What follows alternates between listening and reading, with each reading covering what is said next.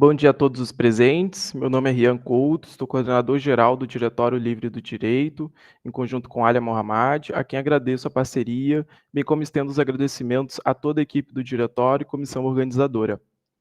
Daremos início ao nosso quinto painel da 23ª Semana Acadêmica do Curso de Direito da UFSM, SADUFSM, evento promovido pelo Diretório Livre do Direito e Gestão Novas Auroras por meio da comissão organizadora. A SADUFSM é um evento consolidado que chega agora à sua 23ª edição. A semana acadêmica é composta por diversos painéis temáticos com profissionais e pesquisadores do direito, sendo fundamental na promoção de debates, reflexões e conhecimentos que preparam interdisciplinarmente não apenas a comunidade acadêmica do curso de Direito da UFSM, mas de todos que participam para os desafios e necessidades do sistema jurídico contemporâneo. Na edição atual, pretendemos expandir ainda mais os horizontes da semana acadêmica, tornando-a um espaço ainda mais plural e enriquecedor. O tema desta edição é Pluralidade e Diversidade, mosaico da relação entre sujeitos e sociedade, que buscará debater como a pluralidade e a diversidade na sociedade influenciam o indivíduo e automaticamente toda a nossa sociedade. O nosso quinto painel tem como tema o discurso da desinformação política e os desafios para o enfrentamento democrático e será ministrado pela professora doutora Bruna Bastos. A professora Bruna Bastos é doutora em Direito pela Unicinos, com período sanduíche na Universidade da Virgínia, mestre em Direito pela UFSM, líder e pesquisadora do Centro de Estudos e Pesquisa em Direito e Internet, CEPED UFSM, líder e pesquisadora do Literace da Antônio Meneghetti Faculdade, e escritora do livro Os Caminhos do Terrorismo e da Desumanização por uma Cooperação Internacional. Professor, o Diretório Livre do Direito agradece sua presença e eu particularmente também faço parte do CEPED, conheço a Bruna há um bom tempo, desde o início da minha graduação, fez parte da minha banca também do TCC. É sempre uma honra poder ouvir a Bruna e diante disso já passo a palavra. Muito obrigado. Bom dia, pessoal. Bom dia a todos, em especial ao Rian e a toda a comissão organizadora dessa DUFSM. Queria agradecer desde já pelo convite e pelo carinho também. É um prazer sempre retornar à instituição, em especial nesse evento que, como o Rian bem falou, já é um evento consolidado, do qual eu participo, seja como aluna agora, como painelista ou como membro dos GTs há muitos anos. Então, é um prazer estar aqui. No ano passado, o Ria também me convidou para a gente falar um pouquinho sobre metodologias de coleta de dados, né? Então, foi um painel bem legal lá, presencial, na UFSM. Falamos sobre métodos qualitativos, quantitativos de coleta de dados no direito, então foi bem interessante. E esse ano eu volto para falar um pouquinho sobre a minha tese de doutorado. Então, agradeço muito novamente pelo convite e pela oportunidade de estar aqui falando um pouquinho de um tema que me é tão caro, que é meu tema de pesquisa há tantos anos. Eu vou compartilhar minha tela rapidinho. Eu preparei uns slides. Deixa eu só botar na apresentação de slide aqui, antes que dê ruim, para a gente ter como por onde se guiar também. Vamos ver se vocês estão vendo a minha tela. Sim? Então tá bom. Bom, pessoal, então o tema da minha fala de hoje, né, nessa manhã, é sobre desinformação política, o discurso por trás da desinformação política e eventuais desafios que a gente encontra hoje no Brasil e no mundo para que a gente tenha um enfrentamento um pouco mais democrático e juridicamente possível para esse fenômeno. Esse tema é o meu tema, como eu comentei antes, é o meu tema de pesquisa há muitos anos, e é um tema muito desafiador, porque a desinformação em si, enquanto fenômeno, ela vem se modificando há muito tempo. Então, a gente não tem um fenômeno que a gente possa dizer que está consolidado. Ele continua sofrendo essas alterações todos os anos, a todo momento. Muda-se como se propaga a desinformação, a gente tem alterações no conceito de desinformação, na forma como a gente percebe a desinformação, na forma como a desinformação é construída e elaborada, e enfim. Então, ele acaba sendo desafiador por causa disso e também em razão das suas várias nuances, né?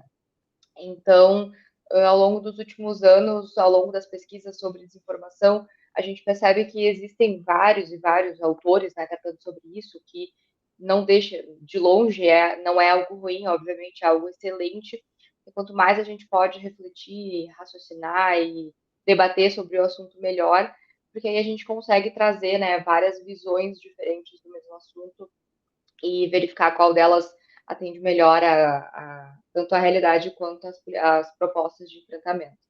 E nos últimos anos, em especial no caso do Brasil, desde ali 2018, mais ou menos, a gente tem vivenciado esse fenômeno no Brasil, em especial, né, na internet, apesar da gente ver reflexos disso no mundo físico, digamos assim, no mundo presencial.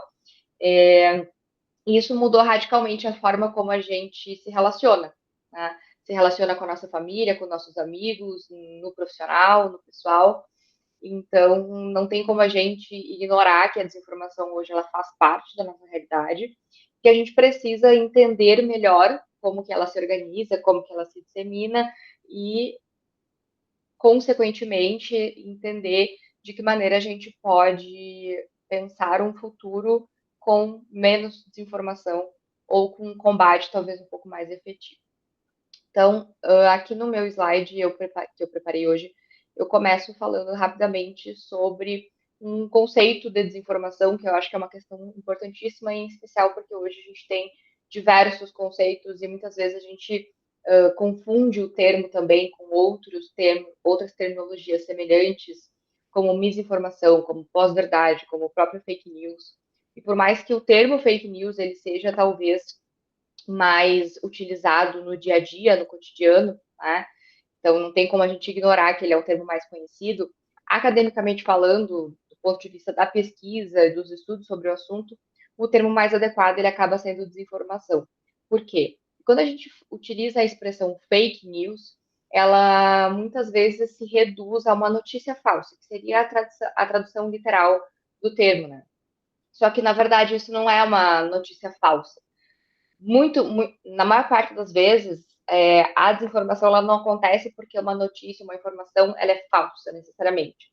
Ela acontece por várias outras questões. Por exemplo, recorte de trechos desconexos. Isso acontece de forma muito mais presente, de forma muito mais constante, muito mais. Não seja a palavra.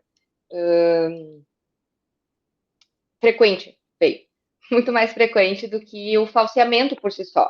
Além disso, quando a gente fala em fake news, notícia falsa, a gente corre o risco, né? A gente corre o risco de ter uma redução do fenômeno a um erro, a possibilidade de um erro jornalístico, de um erro na compartilhamento de uma informação, e isso acontece sempre, né? Mas a desinformação em si, enquanto fenômeno, ela não é um erro, pelo contrário, ela é uma manipulação que é proposital.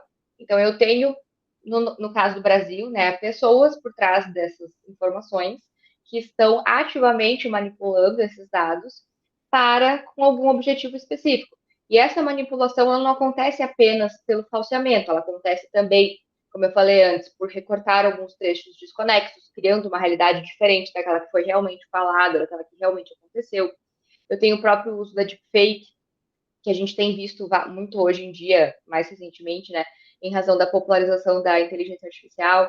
Então, além do uso da deepfake, por exemplo, né, para pornografia da vingança e outros tipos de discursos de ódio na internet, a gente também vê a deepfake sendo utilizada para manipular informação. Então, você pega o vídeo de uma pessoa, você corta o vídeo, né? Vários trechos do vídeo, junta tudo e ainda coloca ali no meio um trechinho de deepfake em que você altera minimamente o que a pessoa está falando, mudando totalmente o sentido original. Tá? Então, a própria mudança de sentido ela também é uma estratégia da desinformação. Eu pego, além de pegar um trecho ali daquele discurso, eu insiro ele em um outro contexto totalmente diferente para mudar o sentido da frase e aí eu ter um outro discurso totalmente diferente, suprimir, ocultar informações importantes daquele discurso, daquela fala, daquela informação, também acaba, né, possibilitando a desinformação, distorção de fatos ou de frases e, entre outros, né, artifícios discursivos que no fim vão criar essa desinformação, criar, portanto, essa informação manipulada e negando, consequentemente, para quem está tendo acesso àquela informação, o direito que a gente tem constitucionalmente estabelecido, que é o de acesso a informação. E aqui não é qualquer informação, mas é uma informação que corresponda com a realidade e que nos permita estarmos informados. Porque para a gente estar informado, essa informação tem que estar relacionada com o que realmente está acontecendo, então tem que ter uma correspondência com a realidade. Então, esse foi o conceito, né? Como está aí para vocês nos slides, no slide, esse foi o conceito que eu estabeleci na minha tese de doutorado, fazendo todo esse aparato, juntando todos esses conceitos que eu já tinha lido, com os quais eu já tinha tido contato, e reduzir ele num conceito único, justamente para ficar mais fácil da gente entender do que se trata, né, a desinformação. E como eu falei antes, ela sempre tem um objetivo. Então, não é um mero erro que, eu estou escrevendo ali uma matéria jornalística, eu coloco uma informação que não está 100% correta, daqui umas horas eu percebo, nossa, realmente, aqui eu errei essa informação, vou lá, corrijo, até aparece às vezes na notícia ali atualizado no horário tal, porque quer dizer que a pessoa fez algum tipo de alteração. Então, não se trata de um erro, né? É uma manipulação ativa com um objetivo. E esse objetivo, na maior parte das vezes, é favorecer uma ideologia, um pensamento, um ponto de vista, uma perspectiva, uma opinião. E também a gente inclui aqui partidos políticos, candidatos, porque a desinformação ela também está inserida no ambiente político, portanto, não apenas político no sentido amplo da palavra, mas político também no sentido político partidário. Então, isso acaba também, né, entrando nesse ponto. E, ao fim e ao cabo, do ponto de vista democrático, o que a gente tem no final das contas? Uma distorção não apenas da realidade, né, porque a gente vê a realidade de formas diferentes, mas também do próprio debate público, no momento em que a desinformação ela é utilizada como estratégia para instrumentalizar assuntos, pautas, questões importantes para a sociedade como um todo, em favor desses interesses que estão ali, né, ocultos atrás daquela desinformação, daquele discurso. Então, a gente percebe a partir desse contexto que a desinformação é um fenômeno muito complexo e é difícil de a gente reduzi-lo, né, a um único conceito, apesar de eu ter tentado fazer isso na tese, mas não deixa de ser um desafio, justamente em razão da sua complexidade, em razão das várias possibilidades. E aqui a gente entra numa outra questão importante, que é o fato de que a desinformação, ela muitas vezes, enquanto fenômeno, ela muitas vezes é diferente a depender de qual localidade, de qual país eu estou inserido, de qual realidade social e política eu estou inserida. Porque a gente ficou conhecendo a desinformação através principalmente dos eventos de 2016, que foi o Brexit, a saída do Reino Unido da União Europeia, e, no caso, o processo, né, de voto para que as pessoas dessem sua opinião, se queriam ou não que o Reino Unido saísse da União Europeia, e as eleições dos Estados Unidos de 2016, que também teve todo esse impacto em razão daquela empresa, a Cambridge Analytica, que era uma empresa britânica, que atuou ativamente nas duas campanhas, né? Depois, posteriormente, existem vários documentários sobre isso, caso vocês tenham interesse em acessar, na Netflix tem vários. E à época, então, essa empresa, a Cambridge Analytica, ela pegou vários dados, né, coletou várias informações de usuários no Facebook através de um teste, esses testes que tinham na época, né? Você fazia, veja sua teste de personalidade, veja sua futura, sua alma gêmea, enfim. Existiam vários desses testes, não sei se existem mais, porque não é mais uma rede social que eu frequento, mas eles, então, colocaram um desses testes para rodar no Facebook e através da resposta das pessoas, eles coletaram informações sobre milhares de pessoas nos Estados Unidos e no Reino Unido e se utilizaram através da análise dessas informações, obviamente, se utilizaram da plataforma Facebook, do sistema de anúncios do Facebook, para direcionar conteúdo, direcionar anúncios para as pessoas, para os possíveis, né, votantes. E eles segmentaram essas pessoas em grupos ali para facilitar o direcionamento desse conteúdo. Então, a gente tinha, por exemplo, pessoas indecisas, recebiam um conteúdo específico direcionado próprio para elas.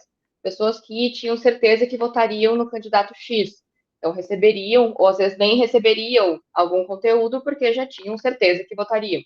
Pessoas que estavam mais inclinadas para votar no candidato X, mas que ainda não tinham certeza, recebiam outro conteúdo, daqui a pouco tentando fazer com que mudasse de ideia ou confirmasse o voto. Pessoas que tinham uma tendência grande de não ir votar, porque no caso dos Estados Unidos, né, o voto é facultativo. Então, a gente tinha um outro conteúdo sendo direcionado para essas pessoas. Se você era, a depender da sua cor de pele, você recebia um conteúdo diferente. A depender da sua sexualidade, do seu gênero, você recebia outro conteúdo. Seu posicionamento político, você recebia outro conteúdo.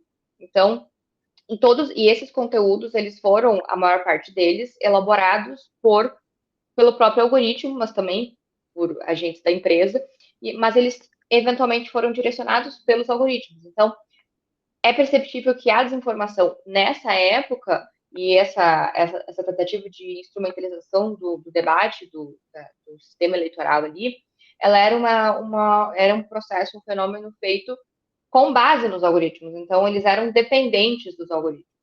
No caso do Brasil, a gente já tem uma realidade diferente.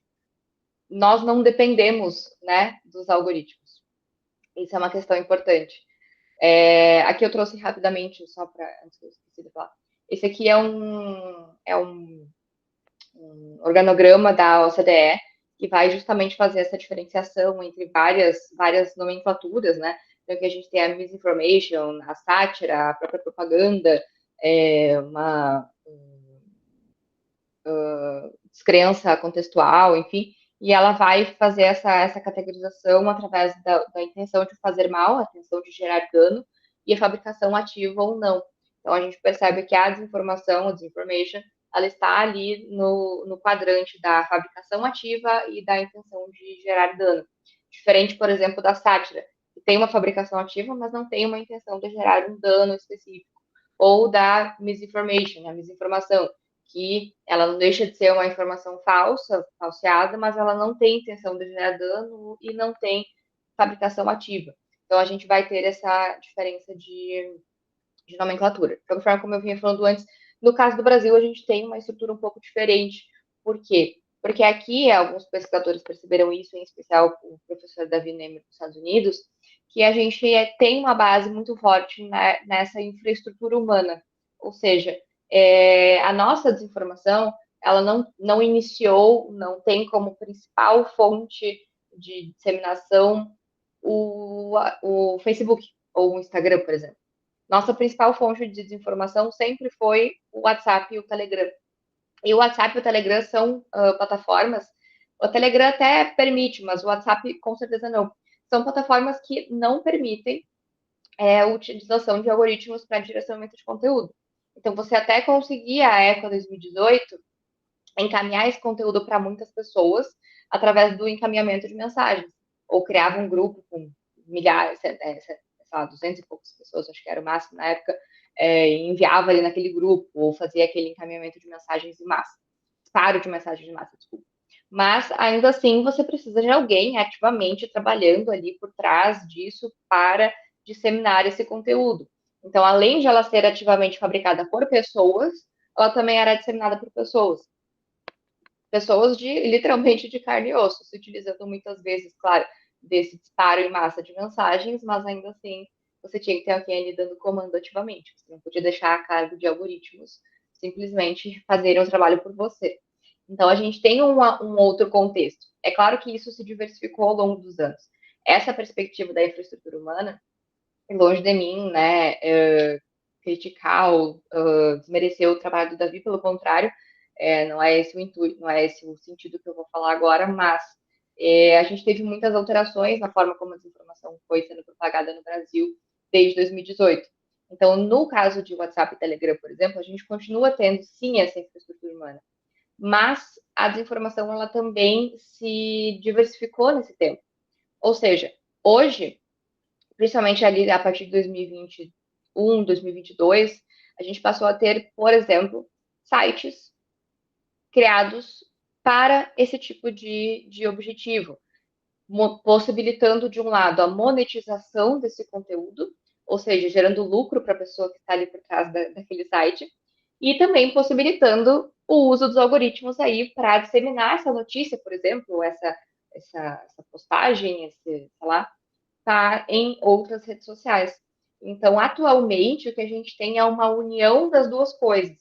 Eu não utilizo tanto o algoritmo do Facebook, propriamente dito, né? Mas eu utilizo, de um lado, a infraestrutura humana no WhatsApp, no Telegram, E nas próprias outras redes sociais, na medida em que eu, pessoa que acredito naquela informação, naquela desinformação, copio e colo, por exemplo, nos meus stories do Instagram e posto ali para os meus amigos, ou então eu encaminho para os meus amigos no inbox, mas eu também vou ter a parte da monetização. E, inclusive, no começo do ano passado, saiu um estudo bem interessante sobre isso, sobre a monetização da desinformação no Brasil. E, assim, digo para vocês com toda certeza que o valor auferido por essas pessoas e por esses sites é de milhares e milhares de reais. Então, a desinformação no Brasil, ela se tornou um negócio, ela se tornou um fenômeno rentável, extremamente rentável para as pessoas que estão ali disseminando. Então, eu não deixo de ter a infraestrutura humana, mas eu diversifico a forma como isso é disseminado. E essa diversificação acaba se utilizando de algoritmos em prol, de um lado, da monetização, ou seja, eu tenho pessoas ali ganhando muito dinheiro para disseminar esse tipo de informação, e de outro, para que eu tenha ao menos um direcionamento de conteúdo. Não necessariamente de anúncio, mas de conteúdo para as pessoas que pensam ali semelhante. E aí que a gente pode falar de várias questões que são de características das próprias plataformas que auxiliam nessa perspectiva. Por exemplo, filtros bolha. Aqui, gente, nós todos aqui, a gente vê o que é mais adequado para os nossos interesses. Isso não há dúvida alguma disso, isso já foi comprovado há muito tempo. Quanto mais tempo a gente passa na internet, quanto mais, por exemplo, né, o Instagram. Quanto mais tempo a gente passa no Instagram, mais a gente vê coisas que seriam de nosso interesse. Alguém aqui já deve ter tentado manipular aquela parte ali do explorar do Instagram de vocês. O meu é muito manipulado, como vocês podem perceber, vou mostrar aqui, só tem livros e coisas de estudo, etc e tal. Mas, se eu entrasse aqui no Instagram agora e começasse a ver um monte de vídeo de gatinho e ficar só nos vídeos de gatinho, com certeza quando eu voltasse para o meu explorar daqui a uns minutos, ele ia aparecer um monte de vídeo de gatinho. E assim sucessivamente, tá? Então, a gente não tem como ignorar o fato de que nós vivemos em bolhas, e isso vale também para questões políticas. Eu nunca esqueço que em 2018 ainda, então bastante tempo atrás, ainda em 2018 eu lembro que uma conhecida virou para mim e falou assim, Bruno, eu tenho certeza, eu vou votar no candidato tal porque eu tenho certeza que ele vai ganhar. Porque aqui na minha rede social só aparece gente que está votando nesse candidato. Então, nossa, ele vai ganhar as eleições. E ele, assim, passou longíssimo daí para o segundo turno, muito longe mesmo, na época, né? Então, ali, para a realidade dela, para a bolha dela de acesso de conteúdo, as pessoas iam votar todas nesse candidato. E o que que isso, claro, por um lado é bom, porque a gente vê o que a gente quer ver, é claro, a gente não pode ignorar que isso é bom. Mas, por outro, a gente perde acesso a pessoas que pensam diferente de nós. E eu geralmente faço esse exercício, né? Eu chego na sala de aula e pergunto, gente, quantos de vocês aqui já bloquearam, já excluíram, já silenciaram alguém nas redes sociais de vocês? Porque postou alguma coisa com a qual vocês não concordavam, vocês achavam que era absurdo. E o índice de pessoas que levanta a mão e diz que nunca fez isso, ou é zero, ou é tipo mínimo. Tá? Então a gente tem essa tendência, a gente gosta de estar inserido nessas bolhas, a gente gosta de ter acesso apenas àquilo que a gente quer ver, e quando a gente vê coisas que a gente não quer acessar, a gente exclui, a gente deleta, a gente bloqueia, a gente silencia. E isso faz parte. Mas do ponto de vista político e democrático e de realidade, isso gera a possibilidade, na verdade, não só a possibilidade, mas de fato, uma distorção da realidade, porque a gente passa a entender o mundo com base apenas naquilo que a gente pensa. E se a gente gosta de gatinhos fofinhos, tudo bem. Vai ser muito legal a gente ver o mundo como o mundo dos gatinhos fofinhos. Agora, e se a gente é uma pessoa extremamente preconceituosa, que né, quer disseminar ali informações falsas que disseminam preconceitos, quer discurso de ódio. Então, a gente tem que lembrar também que não são só os nossos interesses fofinhos que vão estar inseridos nessa bolha e que vão, né, distorcer essa realidade nossa. Algumas distorções da realidade talvez até sejam boas, então dos gatinhos fofinhos talvez até seja bom a gente ter essa distorção de realidade. Mas ela não vai ser boa no momento em que a gente estiver vendo, por exemplo, uma pandemia como se não fosse uma doença séria, né?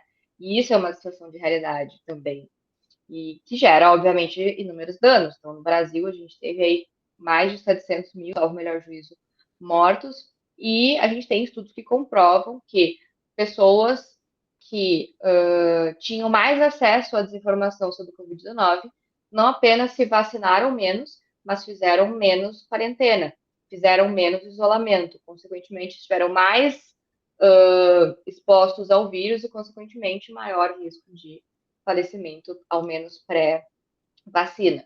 Então, e pós também, porque acabaram não se vacinando. Então, a desinformação, ela não é apenas algo, claro, a infraestrutura humana é importante, mas ela acaba se diversificando no momento em que ela entra para outras plataformas e se utiliza das distorções de realidade, das próprias bolhas, para angariar mais pessoas ali, né, para sua ideia, confirma crenças pré-existentes, então aqui o viés da confirmação, facilitando a crença naquela desinformação, muitas vezes fomenta o que se conheceu como identidade compartilhada, então você posta aquilo num grupo, por exemplo, se as pessoas ali pensam semelhante, eu tenho algumas pessoas ali acreditando naquilo, a minha tendência é de acreditar também, porque isso está ali favorecendo e fortalecendo a identidade compartilhada daquele grupo. Além de, claro, a redução do debate público, que isso é inegável. Tá? E, obviamente, a questão da monetização. Tem uma frase que eu gosto muito do autor James Bridle, que eu até coloquei aqui, que ele diz que que existe, né, que se constrói uma câmara de eco infinita de opiniões de apoio, independentemente de qual seja a temática. Quer dizer, ele vai dizer mais para frente nesse mesmo trecho ali, que não importa qual opinião você tem, você vai encontrar apoio na internet. Isso vale também para a desinformação. E a desinformação ela também está inserida num cenário de plataformização. Ou seja, eu trouxe aqui o conceito que não é meu daí, é um conceito eu não sei falar exatamente o nome dela, porque é um nome holandês, mas da José Van Dijk, eu acho que é assim, que ela vai dizer que se trata de um processo em que ocorre a penetração de infraestruturas, processos econômicos e estruturas governamentais de plataformas em diferentes setores e esferas da vida, reorganizando comportamentos, práticas, culturas, instituições e interações entre usuários nas redes sociais. Quer dizer, esse processo de plataformização, ele também vai ter seu impacto na desinformação, em especial do ponto de vista da monetização e do ponto de vista, por exemplo, da redução, no caso de redes sociais, de instrumentos de checagem de fatos, por exemplo, que é a tendência que a gente tem visto nos últimos anos. Começou com o X, né, que retirou todas as agências de checagem de fatos ali e deixou só as notas de comunidades, e depois a Meta acabou implementando o mesmo sistema, e a gente tem outras redes sociais que nunca tiveram esse tipo de moderação de conteúdo, então essa plataformização ela acaba aumentando e muito a disseminação da desinformação e impedindo e muito o acesso das pessoas que têm, né, contato com essa desinformação à informação verdadeira ou à informação que está desmentindo, e permite a monetização, até porque quanto mais eu tenho conteúdo sendo monetizados, melhor para as plataformas. Né? Então a gente não tem como ignorar esse contexto. Do ponto de vista do discurso propriamente dito, né, aqui a gente consegue identificar algumas questões importantes. E eu vou começar de baixo para cima, porque ali eu falo sobre mimese jornalística. E o que eu analisei na minha tese, tá?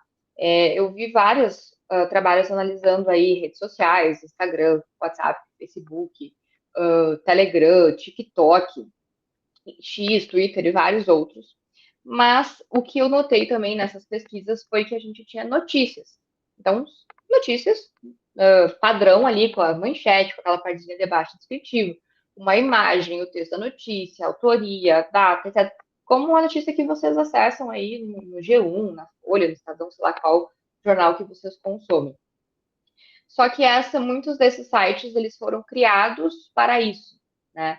E eles se utilizam, portanto, dessa mimese jornalística, ou seja, eles espelham um jornal padrão, um site de notícias padrão, inclusive muitas vezes com fontes e cores semelhantes a um ou outro site específico.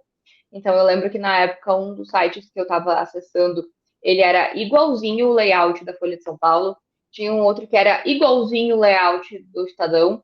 Então, eles têm essa mimésia no sentido de cópia mesmo, né, para copiar essa perspectiva jornalística, mas, na verdade, o intuito deles é disseminar desinformação e conteúdo com foco em uma perspectiva, um ponto de vista, uma ideologia específica. Então, esses sites, eles são especializados nisso.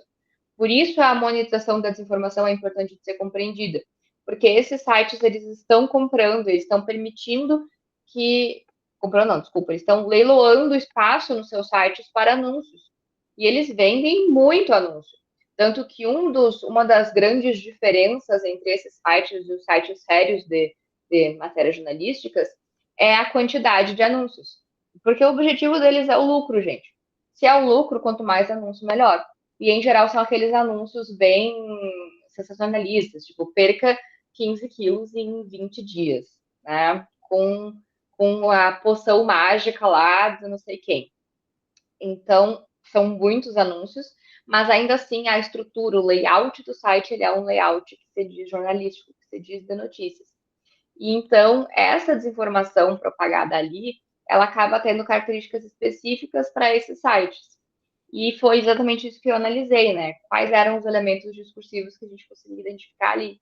Então, além da mimese jornalística como um elemento discursivo também, a gente vai ter ali questões como fatalismo, exagero.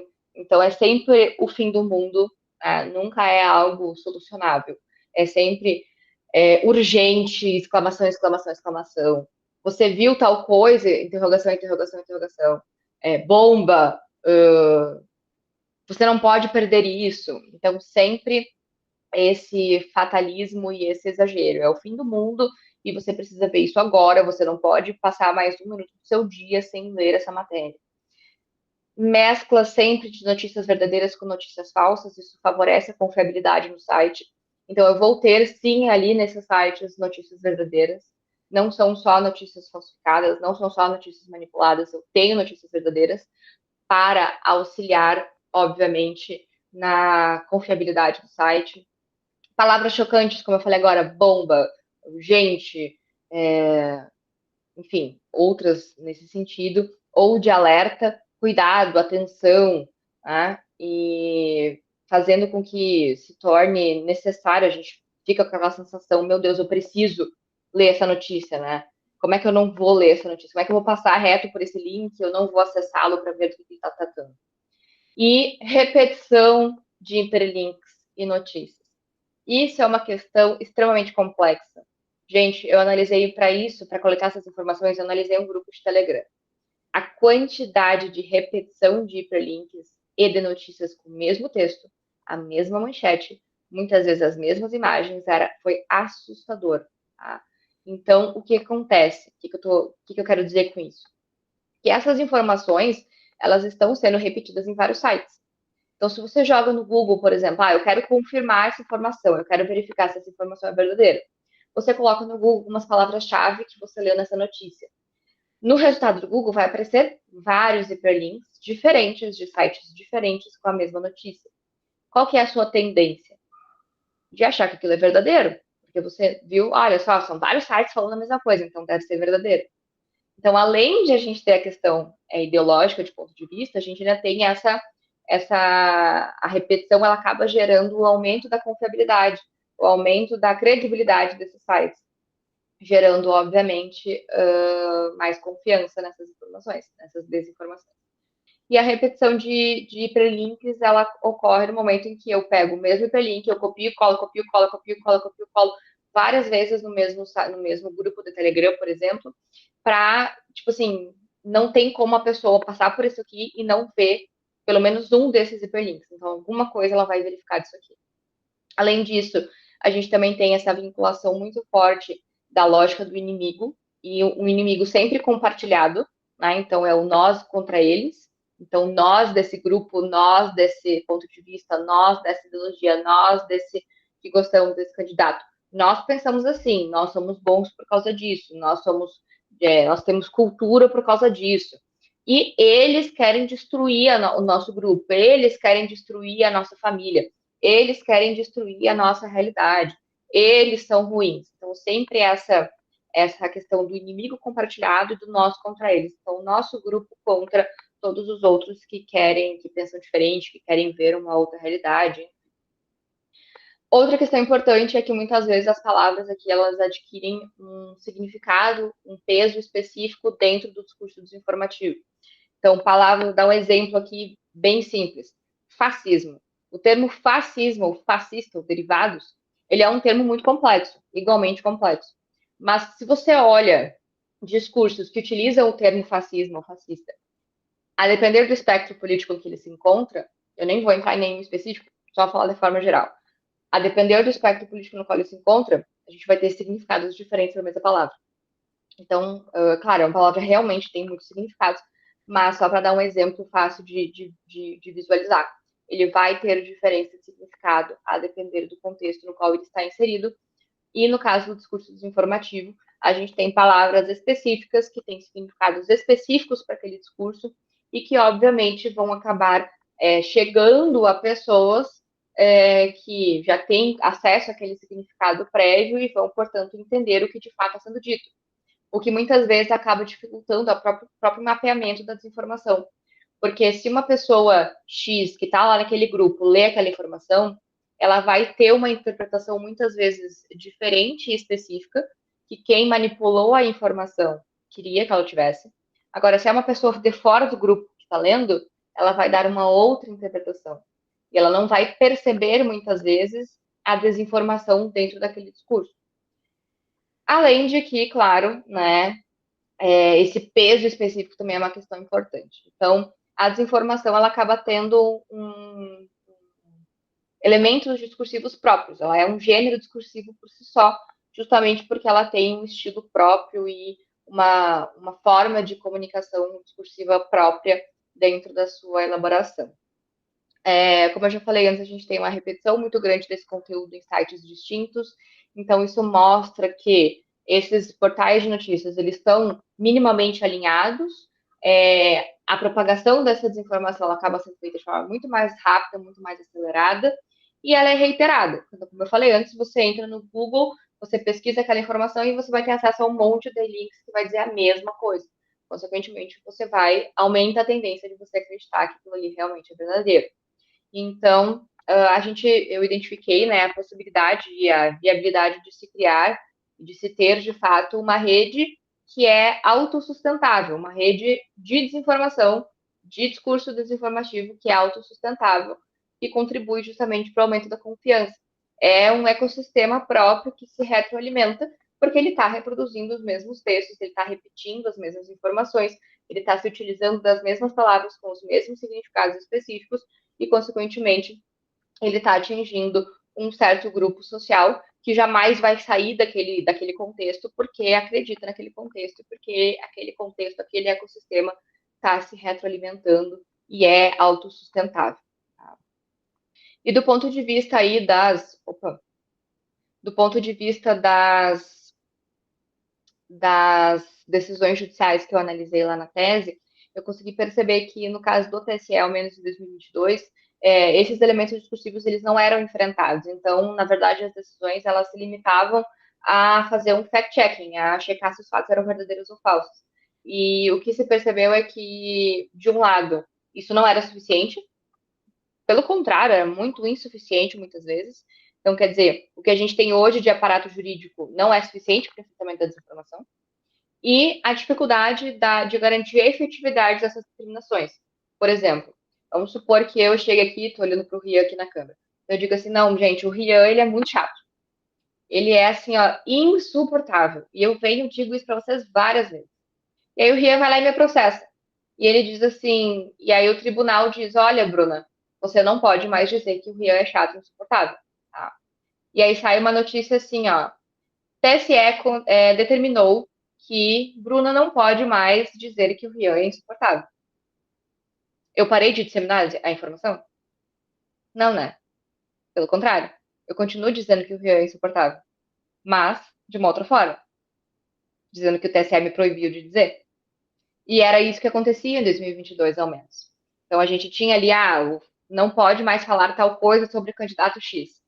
Beleza. Então eu vou lá no meu site de notícias e digo, o TSE proibiu dizer que. E digo exatamente o que estava sendo dito antes.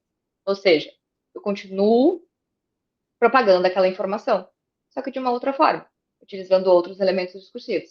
E aí a dificuldade de garantir a efetividade dessas determinações, porque eu continuava disseminando aquela informação. E no tocante ao direito de resposta, no caso do TSE em específico, em contextos eleitorais, é difícil também, porque pensem vocês, se eu estou inserido numa bolha, né, ali na minha rede social, e eu tenho acesso a uma desinformação específica, e aí o TSE permite o direito de resposta lá do outro candidato. Se eu estou na minha bolha, eu não vou ter acesso ao direito de resposta do meu candidato. Porque ele vai dar, do outro candidato, porque ele vai dar o direito de resposta dele na página dele, não na página que eu tenho acesso. Ou seja, o direito de resposta vai atingir pessoas que nem, muitas vezes, sequer ficaram sabendo daquela desinformação. Eu nunca esqueço, na época da pandemia, eu estava fazendo uma pesquisa sobre conteúdos desinformativos da Covid-19 e tinha um site, existia um site do Ministério da Saúde, vinculado ao Ministério da Saúde, cujo objetivo era desmentir fake news, desmentir desinformação relacionada à Covid. Eu lembro que eu acessei esse site e fui dar uma olhada no que estava sendo dito ali, quais eram as justificativas e tudo mais do próprio Ministério da Saúde. E tinha coisas ali expostas que eu nunca tinha ouvido falar.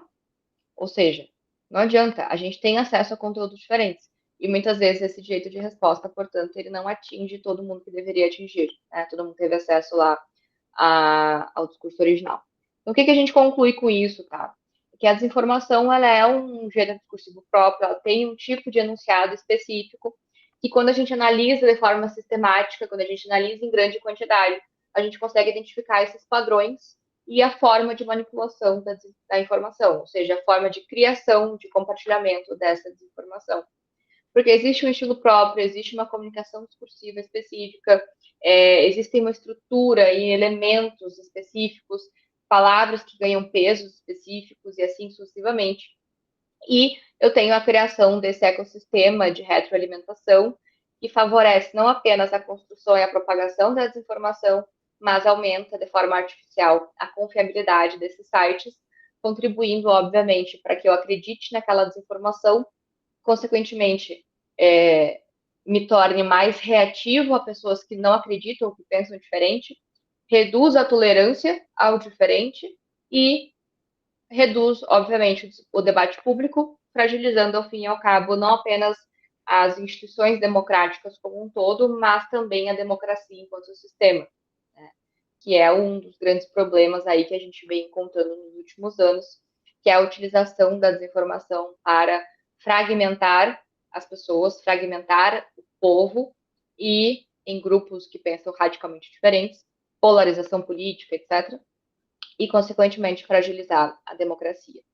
E aí, lá na tese, eu trabalhei com algumas frentes, né, algumas possibilidades de enfrentamento desse problema. E aqui, à época, eu trabalhei com 3 frentes.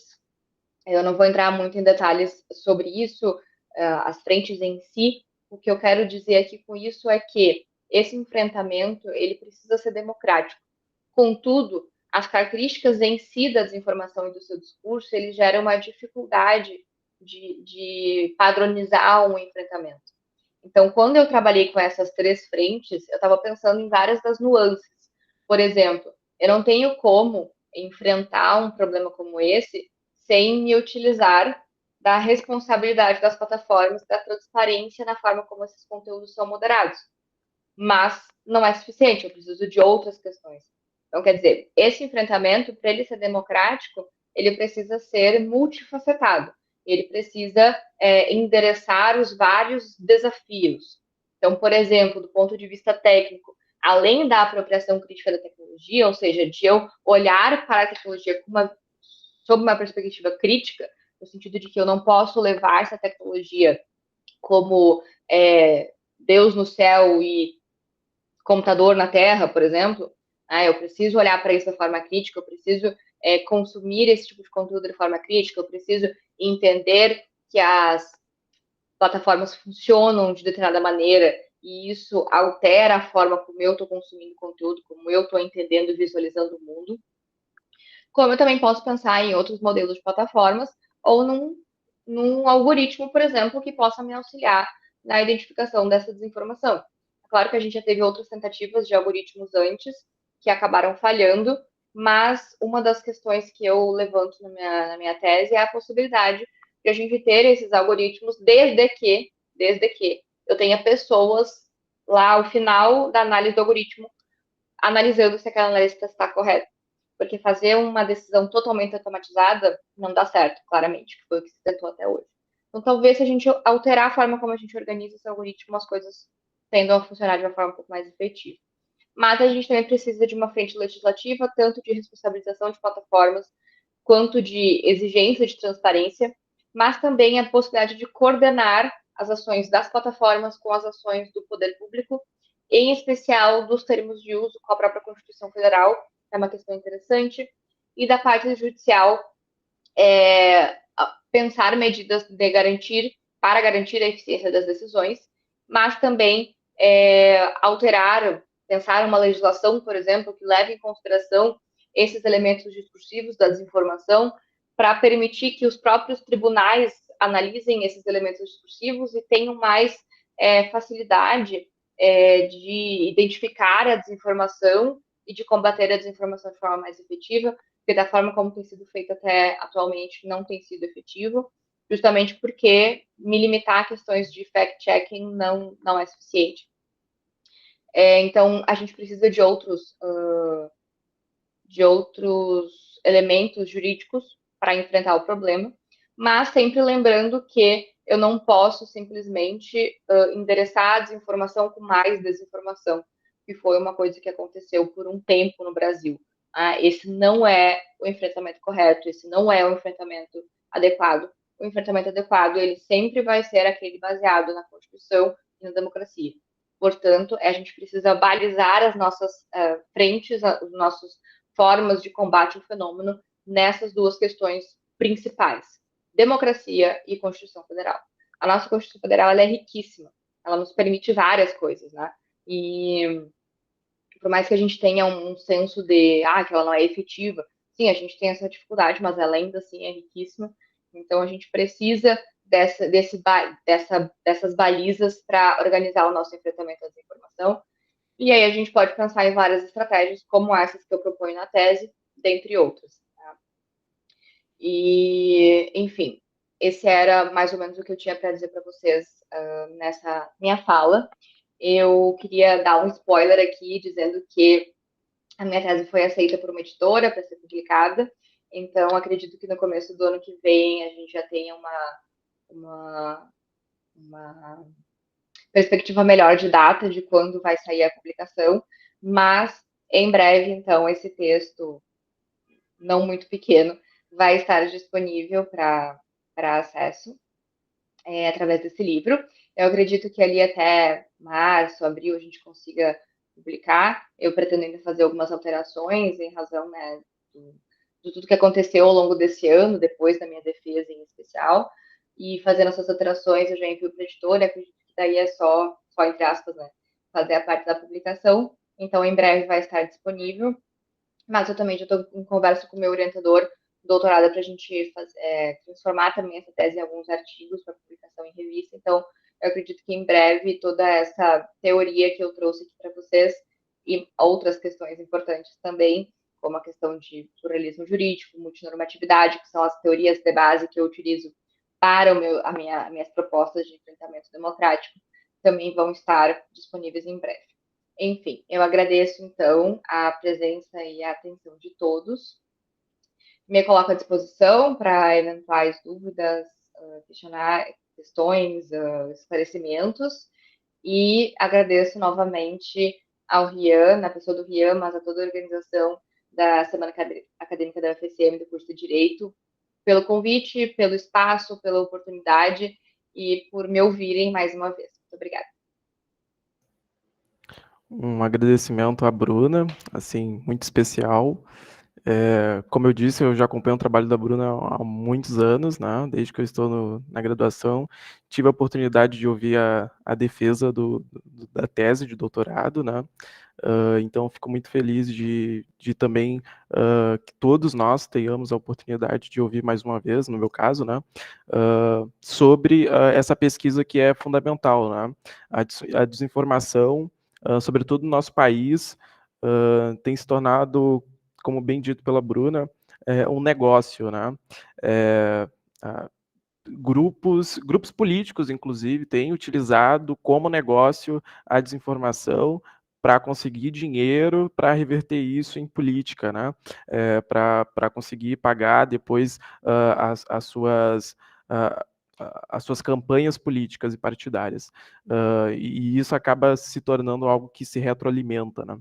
Uh, eu gostaria de ouvir um pouquinho, Bruna, se possível. Sei que tu também está em São Paulo, né, para apresentação de trabalhos. Um pouquinho sobre a questão de desinformação e a liberdade de expressão, né? Aqui no Brasil, eu acho que quando a gente fala em regulação dessas plataformas, em regulação dessa vida digital, a primeira coisa que tentam contra-argumentar é essa questão da liberdade de expressão, né? Alguns dizem que ela tem que ser irrestrita. Queria ouvir um pouquinho de você, porque eu sei que tu fez uma pesquisa analisando esses links, né? Eu não lembro agora a quantidade, mas sei que foi gigante. E tem uma tabela sobre isso, né? Eu lembro que tu concedeu acesso para a gente do CPED. Gostaria de ouvir um pouquinho sobre o que tu achou sobre essa questão da desinformação e essa contra-argumentação de que estaria cesseando a liberdade de expressão. Na verdade foram 67 mil links da coleta original, mas ao fim e ao cabo eu acabei, né, com 4 mil e poucos links. Analisado mesmo foram 3.998. Mas em relação à questão da liberdade de expressão, na verdade, esse debate, ele existe, né? Se a liberdade de expressão ela seria absoluta ou não, como é que entra a questão da desinformação nisso, e outros discursos também, como o discurso de ódio, etc., questão de preconceito, blá, blá, blá. Mas, na verdade, ele é um discurso que está no... Ele é um discurso, não, desculpa, ele é um debate que está no social, mas que juridicamente ele já foi resolvido há muito tempo. Né? Então, a gente continua tendo que reafirmar as mesmas coisas há muito tempo, mas juridicamente falando, ele já é um debate resolvido. Já é unânime, praticamente, na doutrina, na jurisprudência em especial, na jurisprudência do próprio STF, que a liberdade de expressão, assim como qualquer outro direito fundamental, ele não é absoluto. E eu vou dar um exemplo aqui, só para a gente entender como, de fato, nenhum direito fundamental, talvez a dignidade da pessoa humana, mas fora isso, nenhum direito fundamental seja absoluto, mas o direito à vida não é absoluto. Tá?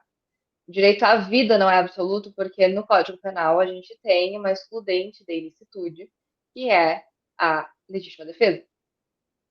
Então, nem o direito à vida é absoluto. Se o direito à vida não é absoluto, a liberdade de expressão também não é. Eu lembro que na minha época quando eu era criança, a minha mãe costumava dizer, ela falava assim, ai filha, tu tem que cuidar na escola e tal, porque o teu direito termina quando começa o do outro. E ela me falava isso quando eu era criança. O sentido de direito nem era o sentido jurídico da palavra, né? Mas isso é o que a gente tem que levar para a vida, tá?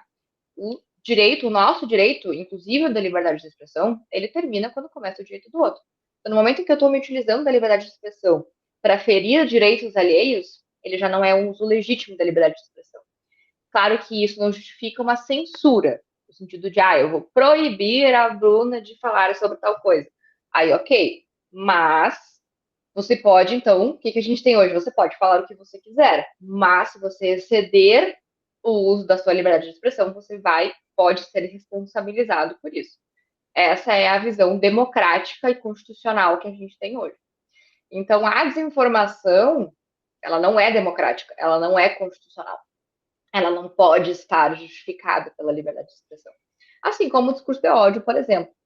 Então, por isso que eu até falei que socialmente isso ainda é um debate que existe. Mas juridicamente isso já foi resolvido há muito tempo. Já foi resolvido, digo mais, em 2003. Em 2003, quando o STF julgou o caso do. Eu fugi o nome dele agora. Mas daquele autor que escreveu livros nazistas da época. O Elvanger, lembrei. Então, já em 2003, quando foi julgado o caso do Elvanger, o STF estabeleceu que a liberdade de expressão não era absoluta. Que no momento em que você se utiliza do seu direito para ferir o direito do outro, você está excedendo, sim, o uso da sua liberdade de expressão e você vai e pode ser responsabilizado. Então, aqui é a mesma lógica, né? Por mais que, então, a gente tenha esse debate de cunho social, juridicamente falando, ele não é mais um debate, já é algo resolvido. Liberdade de expressão não pode ser utilizada com esse fim. Espero ter te Perfeito. respondido. Não, com toda certeza. Tem o livro do Giuliano Empoli, né, Engenheiro do Caos, que traz ali uma análise que ele faz da Itália ali com o movimento Cinco Estrelas, né, com esse uso mais político, do Brexit na Inglaterra ali. Também o Boris Johnson, né, a gente tem uma mudança ali no Boris Johnson no início da pandemia, onde ele ajuda a trazer desinformação e depois, quando ele acaba pegando o vírus, há uma mudança de posicionamento dele, né? É um caso também muito interessante e acho que a tua pesquisa trazendo essa análise para a realidade brasileira, né, é fundamental e de minha parte aguardarei ansiosamente pela publicação da tua tese em formato de livro. Gostaria de aproveitar para dizer que a gente acabou lançando um livro também e a Bruna é uma das organizadoras. É um livro em homenagem ao Diretório Livre do Direito, né? A nossa gestão, a Gestão Novas Auroras, está encerrando suas atividades. Essa é a nossa última semana, então todos os painéis, para mim, têm uma carga especial, porque todos são amigos, são pessoas que eu admiro, e o caso da Bruna também. E gostaria, deste momento, de aproveitar para enviar aqui para vocês esse nosso livro, que se chama O Direito ao Direito, Estudo sobre os Direitos Emergentes numa Sociedade Globalizada, da Arco Editores, perdão, e que a gente também tem ali alguns trabalhos que falam um pouquinho sobre essa questão da desinformação, sobre a questão da utilização da internet, das redes sociais para uso político. Né? Vou deixar aqui para vocês disponível e convido a todos a conhecer também a obra.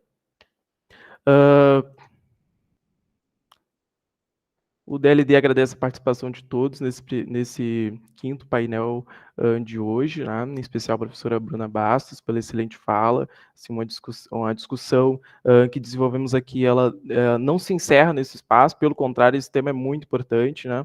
Esperamos que ele sirva de impulso para reflexões contínuas. Lembro que hoje à noite nós teremos o sexto e último painel com o tema Feminismos Criminológicos e será ministrado pela professora doutora Fernanda Martins. Mais uma vez gostaria de agradecer a Bruna. E caso queira falar uma fala de encerramento, Bruna. Só agradecer mesmo pelo convite, pela participação, pelo carinho e me coloco à disposição. Deixei aqui o link do meu livro anterior, né? E em breve a gente tem um novo. Mas muito obrigada mesmo pelo convite, pelo carinho e por todos que participaram hoje. Obrigada.